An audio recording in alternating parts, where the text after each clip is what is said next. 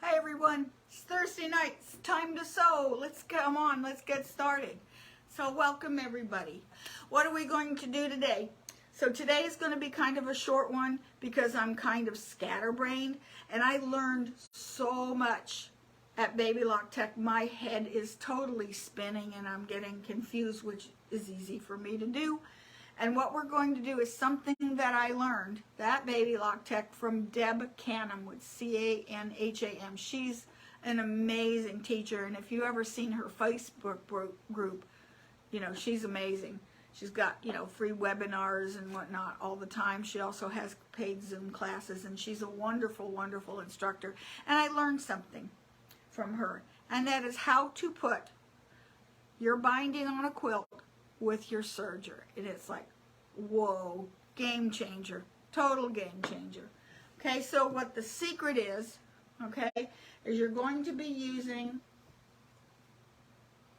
let's see, well, I'll have to change it, but it is YLI or Superior, or I think there's several brands out there that make fusible thread, and you're going to put this in your lower looper, and we're going to do that in a couple of minutes, because what this does is you sew your binding on the same way that we always have, you know, just like as if it were on a sewing machine. Only thing is we're going to do it on a serger, and I'm going to show you how to set that up. So anyway, and so we'll do that, and then what you do is you fuse it, and you know what, you can leave it there. You don't have to sew it if you don't want to, but if you want to stitch in the ditch, it doesn't shift, it doesn't move, it is to die for. It is awesome.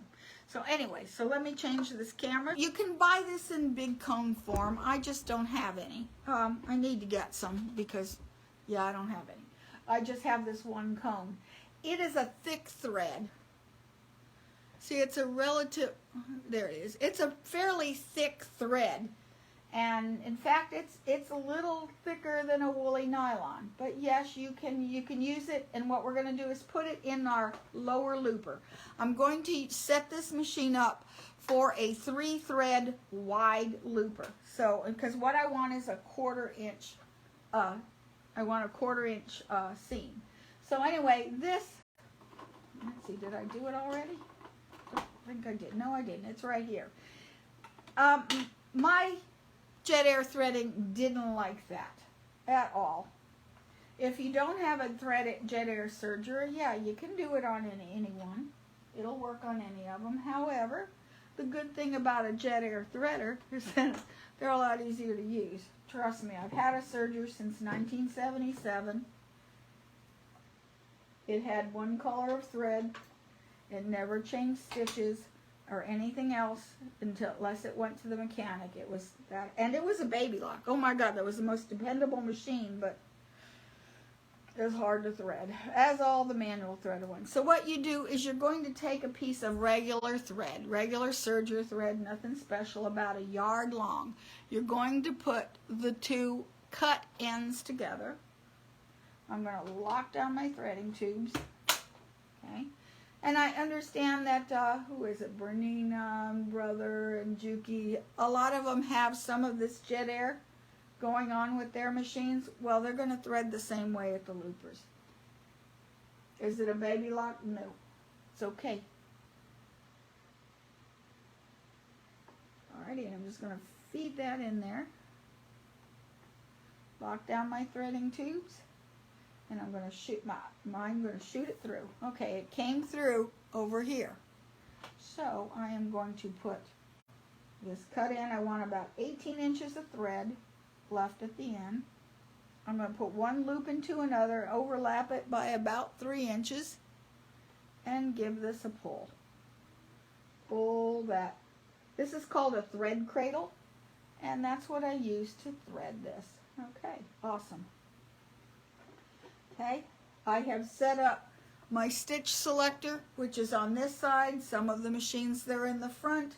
Some of them, you're going to have to look at, if you've got like the old Eclipse or the new one, I forgot the name of it, that it has tension dials, then you would have to read your manual, and you want to set up your threading for a 3-thread wide overlock.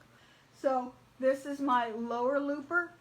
I have, because this is on a cone, because it's not a regular serger cone, this wants to go up underneath here and get jammed, and that's going to cause the thread to break. So that your machine, almost all machines came with a little disc. You just put it on top. You take the cone adapters off and you put this on the spool pin and just set it down there, and now it can't go underneath. If you don't have this on your machine, then I would recommend just taking it and putting it the side on the table right next to where it goes in. Okay, so I luckily have one of those. Okay, then I'm going to take my right needle, or left needle, excuse me, which is the 01 needle if you're a baby lock, and then it's in my wide position. It's going to go through this first slot right here, goes up and around like a sewing machine, and then into the needle. In case you're wondering why there's red all over my feet, is because I taught a lot of classes and I used to let people borrow my feet and I would lose them. They would accidentally take them home. So if you're in one of my in-person classes and you see equipment that's got, I have also set my wave selector right here to overlock, not wave. There is over here, if you can see that, ignore the rest of the messy room. Right here you see A, B, C, and D. I'm going to put my stitch selector at A. Okay. My differential feed, and I don't have an indicator.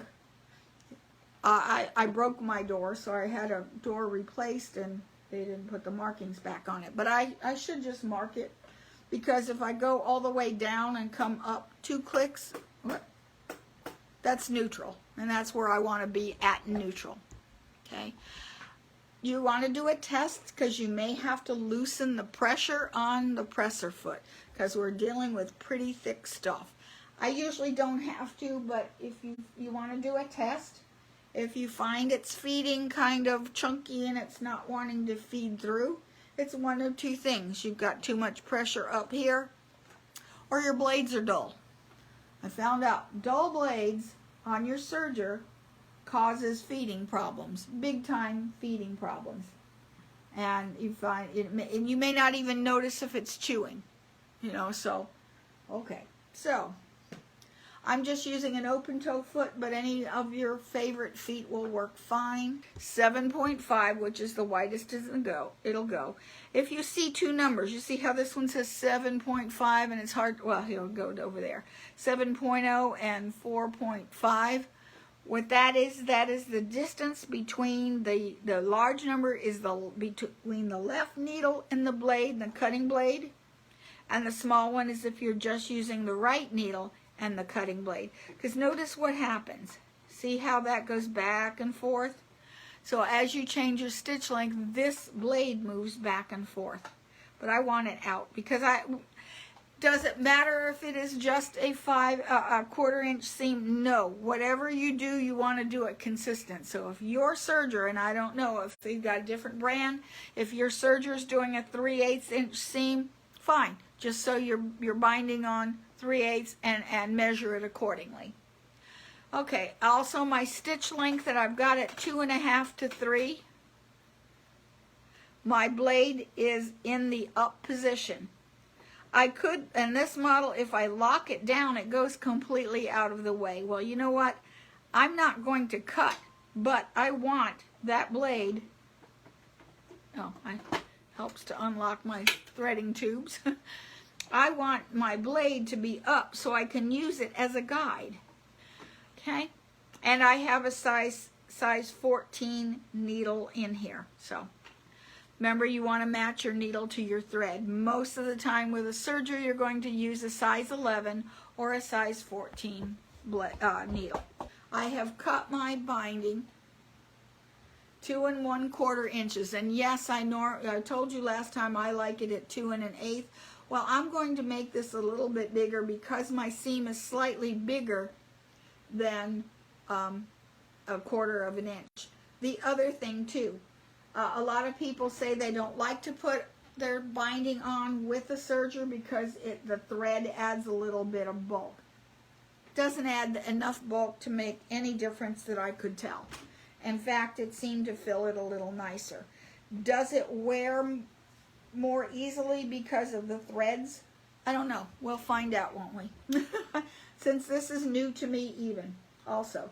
So anyway, what I did is I prepared my binding at 2 1/4 inches, and I folded it in half. Now on this one, unlike what I taught you last week, is you're going to square up your quilt and you're going to cut the edges. And so I'm going to start at the very bottom. One thing that helps, and this would help in doing mitered corners regularly, is you take your rulers. Your rulers always have a cross, so what I do is I'm going to put one right here at the edge, line up that 45-degree line, and I'm going to chalk in a 45-degree angle. This is going to help you get those absolute perfect mitered corners. Okay. Now do all 4. I know, I'm a little overkill. It's okay. I want you to be, I don't know if you can see it or not, but there's a light blue chalk line right here. Okay? The other thing I want to mark also is about where 1/4 inch is. So I'm going to mark the 1/4 inch line so I can see it really well.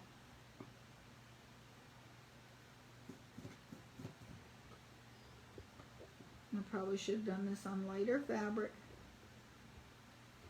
Oops, sorry, can't see what I'm doing. So 1/4, I'm just using my ruler, or if you have one of those gauger things, that's fine. And I'm going to be sewing this way, so I want to see where that 1/4 inch is. So right here. Okay. I'm going to start down here because I want to leave a gap. I'm going to raise my presser foot and I'm going to pull those threads back. Even if I want to leave a gap. Because what I want to do is I'm going to start right about here. You could do the glue just like I used to. And I'm going to just put this right here. My blade is right here. And I'm just going to push this up against the blade. And you can tell where it is over here. It's about 1/8 inch away from the edge of my plate. Every machine is going to be a little different. So I'm going to start to sew. Get a little closer, about right there. Now, there's this mark right here that goes across. So I am going to snip this by about 1/4 inch. Okay? I'm going to pull this aside. Like that. And I'm going to sew off.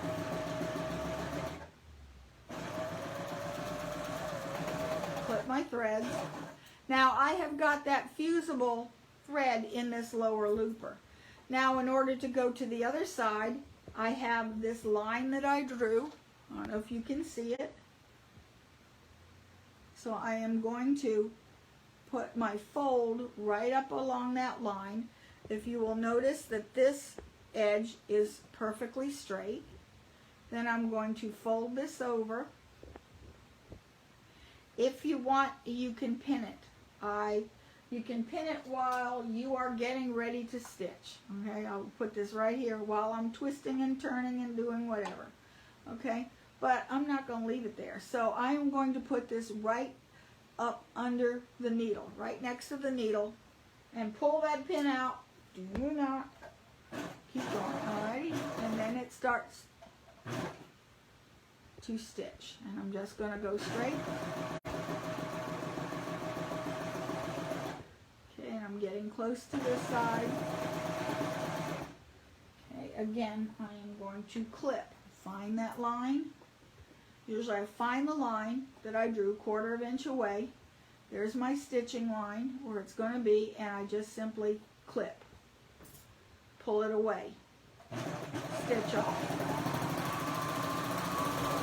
And clip. Okay, again, I'm going to fold this and I see my diagonal line. Because why you can't do the point like we do with a sewing machine and just pull it straight is the fact that you cut that, so you can't judge where the edge is. You really can't judge where it's straight. So here I've gone, well, here I'll put the pin. If you're a pin person, you'll put your pin at the end to hold it. You're going to fold that back on itself so that it's even with the edge here. Okay, I will start to remove that pin, and I'm going to raise the presser foot, put that right up next to the needle. Make sure you pull out that pin. Honest to God, that would be a real disaster. Okay, and then stitch across, and then I'll show you in a minute. We've got 2 more to go.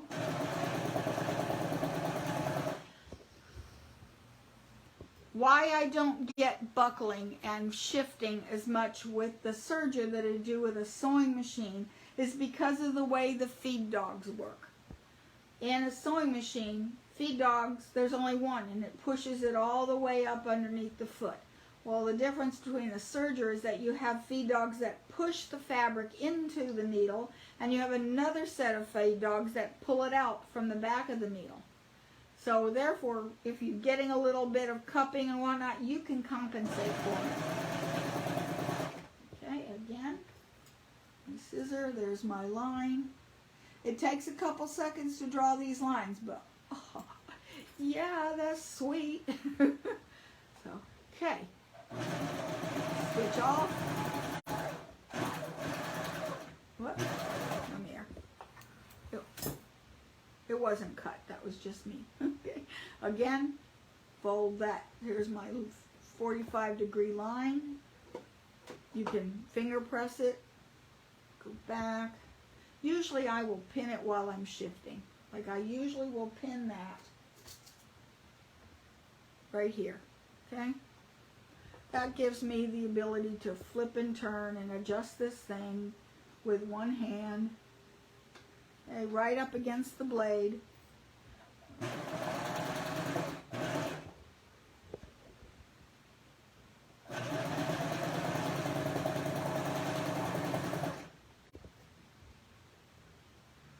Okay, and then here is my mark again, for the last time, and pull that away.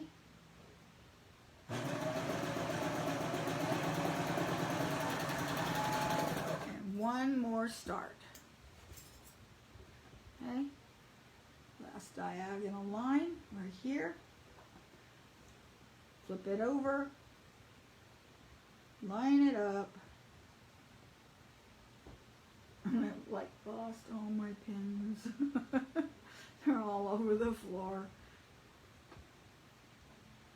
Okay, now right up under the needle. And before you hit that pedal, boy, you better take that away. All right, I'm going to stitch only about an inch. Okay, I'm going to raise this up. I'm going to raise the presser foot, needle at its highest position.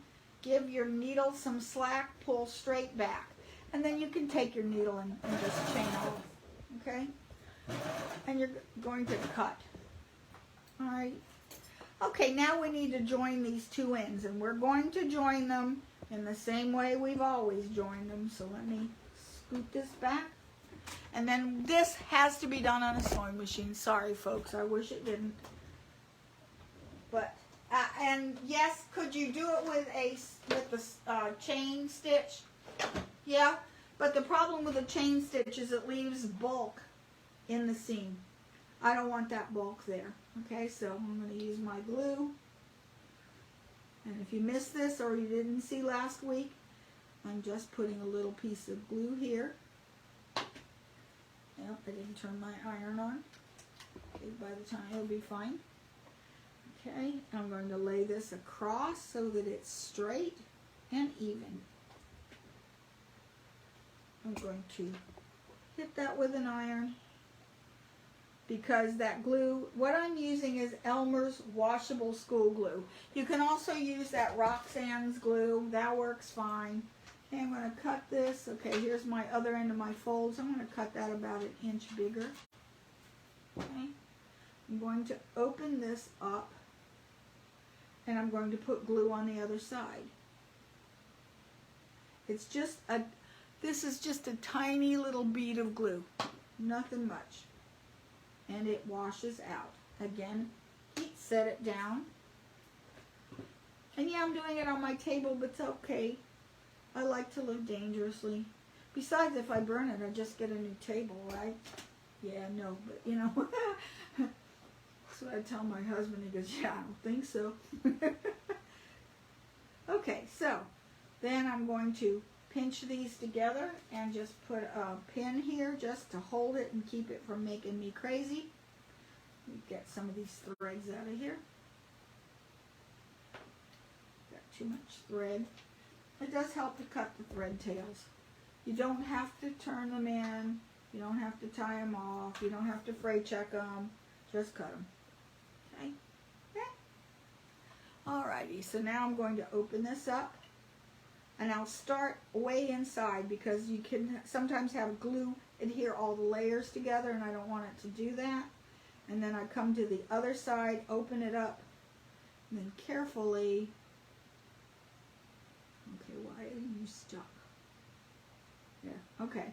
I'll open that side, and then, see, right here, I have a fold. I can see that fold really well. And here, I'll mark it so you can see it too. And this, I'm going to go to the sewing machine, and I'm just going to use a straight stitch. And I'm just going to see where these lines are. I'm just going to sew over the lines. And you think, oh my God, that's too bulky. No, it's not. You just work on 1/2 at a time. So I just stitch this.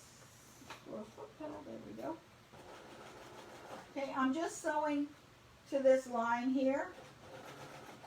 And I will stop and readjust everything so that nothing is in the way. And I'm sewing directly on the fold. If you have a good fold, you don't need to mark it. If you can see the fold, hey. And these are kind of glued together, so you pop the glue, finger press it open. And I'm going to trim away all this extra.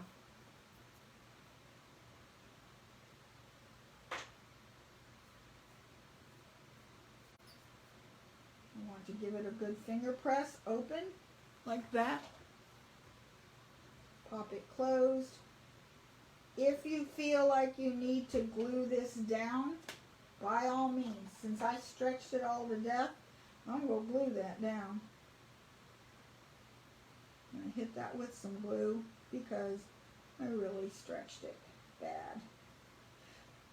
Normally, you are not dealing with a quilt this small.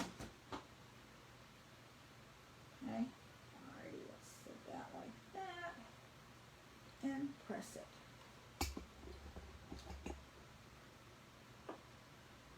Okay, now it's good and flat. Okay, we're good. Again, I'm going to raise my presser foot and pull those threads back. I want to clear the stitch fingers. Give me some room.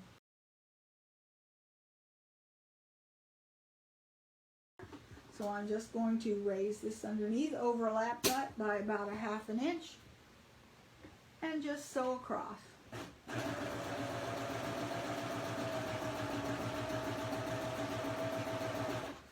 And it started stitching here, so I'm going to finish stitching there. And then veer off. Okay, I'm done. Alrighty. So I do not press this open. I always want to press this open at this part. But remember, we got fusible thread. It would not be a good idea. So you want to finger press it or use one of like they call the wooden iron. Or actually, my point turner works really good. So you just makes a really good wooden iron. Okay. And let me get a little pressing surface in this iron. Okay. So I'm going to put this over, and this is all fusible thread in the back. the front of the stitch is all regular thread. So I'm going to put this over, a little bit over where I want it to be, and you can pin it if you like for a little bit. Usually I'll start it with a couple of pins just to hold it. Okay, and right here, and then I start to fuse it.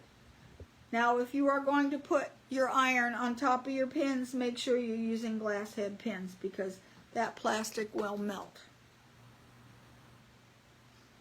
And look at that, it's staying. Don't manipulate it right now. Don't check to see if it's caught, because while this is hot, that fusible is on an almost liquid form, and if you pull that out, you're going to pull your stitches right out, and you have to start all over again. Okay, so then I'm going to come all the way till here. I want to make sure it's nice over here and just hold it a little bit over where you're going to stitch. Do stitch in the ditch. I'm just going to hold that there. Okay. And go all the way up. I have found sometimes if you have too much bulk here, you know what? There's no quilt police. Just trim it. Seriously, I'm not going to tell you. Renee might. Is Renee here? No. Okay, what marking pen am I using? Janet asked. This one is a pencil, and it's by Soline. And I think you can even contact the store, because remember, you can still buy things from the store. You just have to contact either the Bristol office or the Arizona office or the New Mexico office, either one, or you can do it online. And this is called Soline, and it's a blue chalk pencil. It is water erasable, but it's a pencil, it's not a marker. Okay, so again, I'm going to be very careful here. Okay, if it's not sticking, grab some of this thread, little pieces of it, shove it in there. It'll stay. Okay, I'm going to manipulate this miter and heat set it down. This is great, and then I will sew it in a minute. And you can use a walking foot to sew it. You can use it. You can even, if it's good and melted, you don't need a walking foot. You can just go ahead and just sew it down with the stitch in the ditch. Stitch in the ditch foot is amazing because it's got a flange in the middle of the foot that will hold things down. Now, what you don't want to do, like I just did there, is a bad idea, because what I did is I just hit the corner right here with the iron. It's part of my iron now. So just to compensate, I'm going to stick some glue there, because I'm going to stitch in the ditch here. So that will hold it until I get to it. Okay? Just be very careful with this iron that you don't hit a part that you don't want to fuse, because it's going to stick to your iron. It's like fusible web. And we all know the mess we've made over the years with the fusible web on our irons. That one's a little too bulky. Here, I think that's a little on the bulky side, so yeah, cut some of it out. You know, it's fine. No one's going to know except you. There are no quilt police. Which reminds me, it's that time of the year that if you are in anywhere where they've got a local county fair or parish fair, if you're in Louisiana, that they have there's usually a nice, wonderful quilt competition. So enter your quilts if you have them done, and it depends on the area. I think this coming weekend, no, next weekend is the Charles County Fair in Maryland. St. Mary's County is on the other side. I was supposed to judge, but I've got some stuff I got to do that day, like a doctor's appointment. So I'm not going to be a judge this year, because I usually am, but they've sort of, well, all of my doctor's appointments seem to be, okay, so now I am using it. And you know something, if this is a wall hanging, you don't have to stitch in the ditch. You can leave it. It doesn't matter. If it's not something that's going to get a lot of washing, why, you don't have to. You don't have to stitch in the ditch at all. Now what you can do is, this is nice and fused. It's not going to go anywhere. It's not stiff like a lot of times with the glue. Sometimes these edges here are rather stiff with glue, and if you're doing hand stitching, then you know it's not going to do well. It's hard to needle through. This, it's still nice and soft and pliable.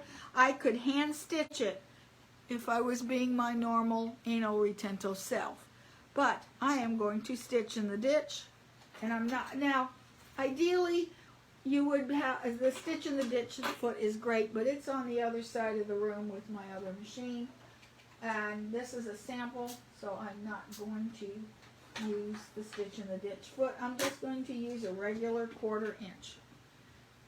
I am now, when you are doing stitch in the ditch, let me come down.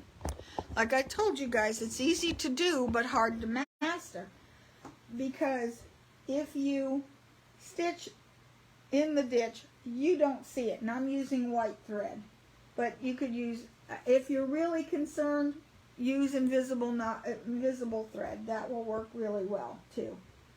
And with stitching the ditch, I have what you call the high side and the low side. The low side has got 3 layers, 2 layers of fabric and 1 layer of batting.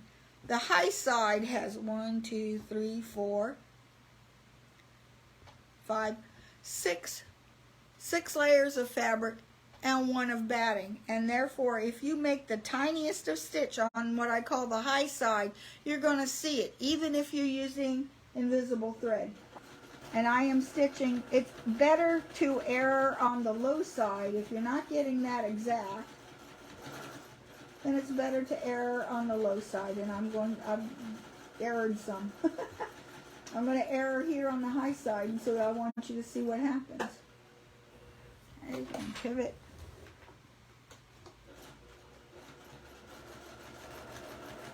I'll just do 2 corners. I'm not going to make you watch me do this whole thing.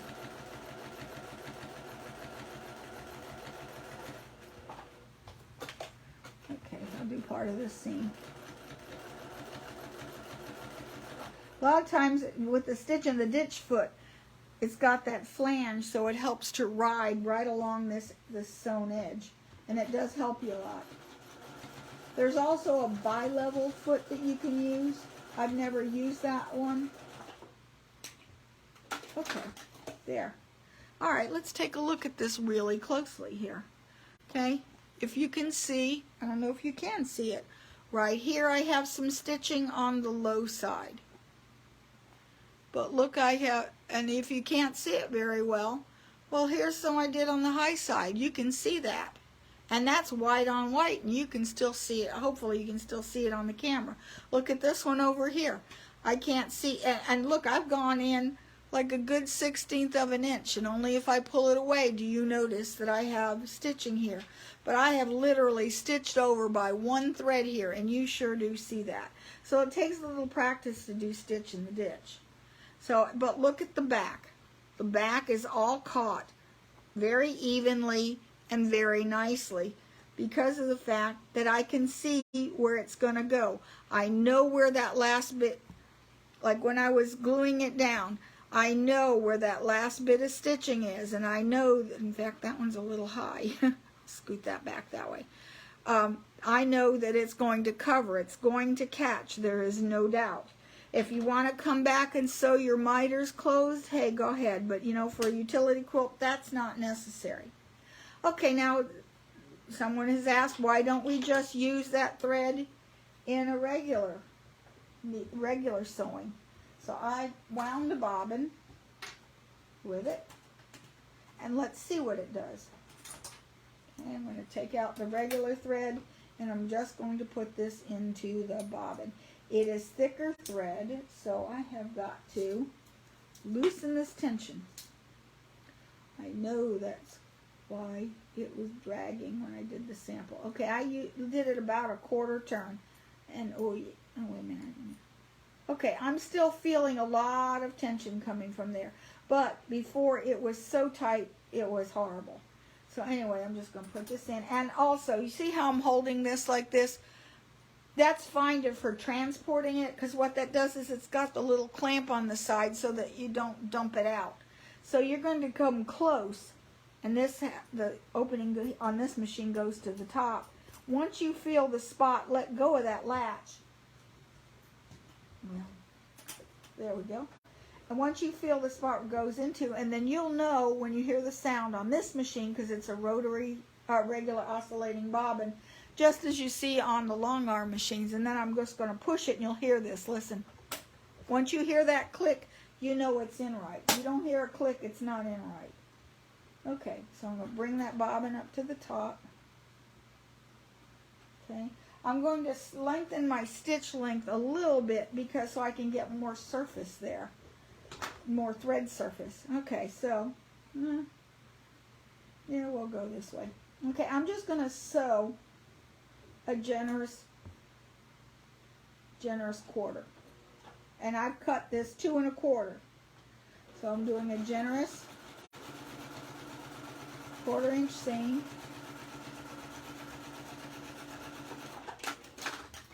Okay, and now I'm going to pull this over to the back, and where's my iron? Let's go back over here.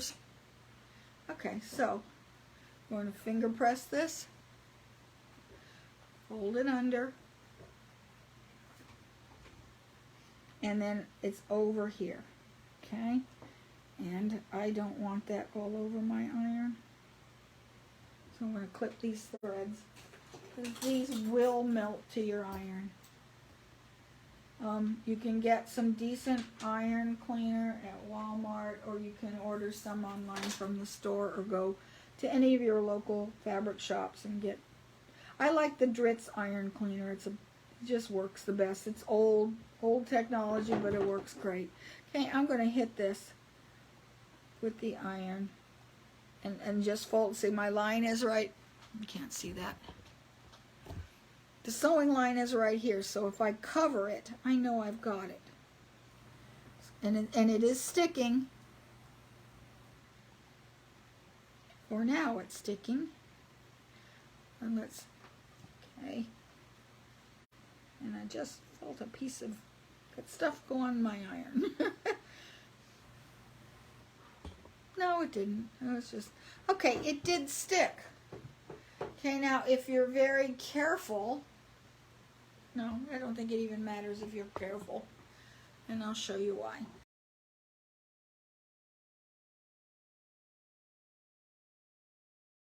Okay, it's top stitched on one side, stitched in the ditch on this, okay, right here. Hi, Maureen. Hi, Jenny. Okay, so here's what happened here. Okay, cord out of the way.